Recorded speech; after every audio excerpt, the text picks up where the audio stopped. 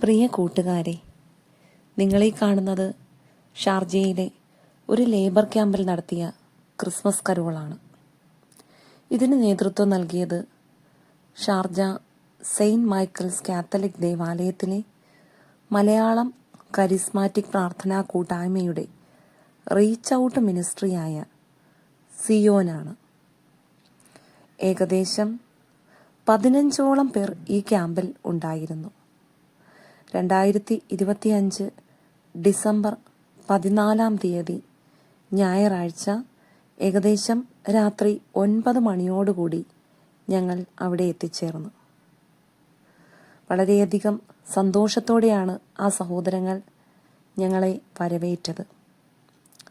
തോരണങ്ങളും ബലൂണുകളുമൊക്കെ വെച്ച് അവരവിടെ അലങ്കരിച്ചിരുന്നു. അവർക്ക് സമാധാനം ആശംസിച്ചുകൊണ്ട് ഞങ്ങൾ അവിടെ പ്രവേശിച്ചു.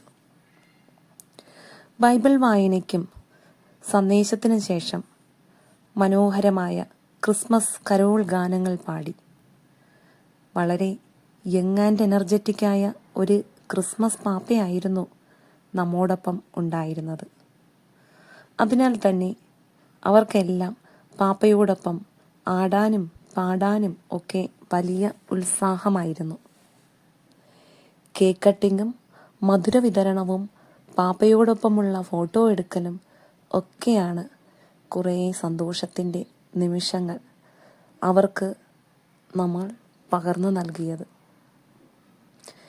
ഇവിടെ നമ്മൾ വിദേശ രാജ്യങ്ങളിൽ ഇങ്ങനെ കുടുംബങ്ങളിൽ നിന്നും അകന്ന് ഒറ്റയ്ക്ക് കുടുംബത്തിൻ്റെ ആവശ്യങ്ങൾക്കായുള്ള പണം കണ്ടെത്താൻ വർഷങ്ങളോളം മാറി താമസിക്കുന്ന ആൾക്കാരെക്കുറിച്ചൊന്ന് ഓർക്കാം. ഓഡിയോ കോൾ, വീഡിയോ കോൾ ഇതിലൊക്കെ കൂടെ മാത്രമാണ് അവർ കൂടുതൽ സമയവും കുടുംബത്തോടൊപ്പം ആയിരിക്കുന്നത്. ഒറ്റപ്പെടലിൻ്റെ ഫ്രസ്ട്രേഷൻസ് കുറേയേറെ ഇങ്ങനെയുള്ളവർ നേരിടുന്നുണ്ട്. അപ്പോൾ അവരോടൊപ്പം ചെലവഴിക്കുന്നതിനായി നമ്മുടെ കുറച്ച് സമയം മാറ്റിവെച്ചത് എന്തുകൊണ്ടും നല്ലതായെന്ന് തോന്നി. ഒരു കമ്മ്യൂണിറ്റിയോടൊപ്പം ചേർന്ന് പ്രവർത്തിക്കുക എന്നതാണ് ഒറ്റപ്പെടലിനെ മറികടക്കാനുള്ള ഏറ്റവും നല്ല വഴി.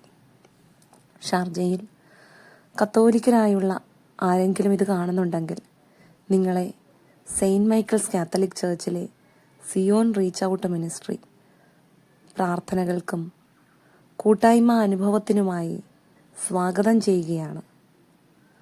വരൂ, നമുക്ക് ഒന്നിച്ച് പ്രവർത്തിക്കാം. ഇവിടെ കത്തോലിക്കൽ മാത്രമല്ല, ആര് തന്നെയായാലും അവരെ സിയോൺ ചേർത്ത് നിർത്തുന്നുണ്ട്. അവരുടെ ആവശ്യങ്ങൾ അറിഞ്ഞ് സഹായിക്കുന്നുണ്ട്. അതോടൊപ്പം മറ്റ് രോഗികളെയും പാവപ്പെട്ടവരെയും സഹായിക്കാൻ ഈ സിയോൺ കൂട്ടായ്മ ഒത്തൊരുഞ്ഞ് ഒരുമിച്ച് പ്രവർത്തിക്കുന്നുണ്ട്. ലേബർ ക്യാമ്പുകളിൽ ജോലിയില്ലാതെ ഭക്ഷണത്തിന് പോലും കാശ് കണ്ടെത്താനാകാതെ വലയുന്നവർക്കും നമ്മുടെ നാട്ടിൽ രോഗത്താൽ കഷ്ടപ്പെടുന്നവർക്കും ഒക്കെ സിയോൻ ഒരു കൈത്താങ്ങാണ്.